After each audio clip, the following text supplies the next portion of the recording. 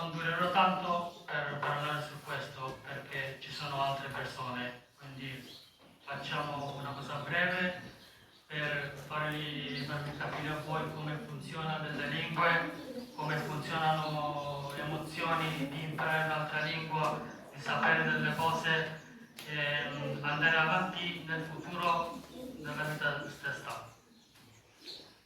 প্রত্যেকটা ভাষাই আলাদা, প্রত্যেকটা ভাষাই গুরুত্বপূর্ণ এবং এই যে কাজটি আমরা করছি এটা অন্যান্য ভাষা, যখন ইংরেজি হলে তো ভালো, কিন্তু অন্যান্য ভাষার ক্ষেত্রে এই ধরনের অনুবাদকরণের প্রয়োজন হয়।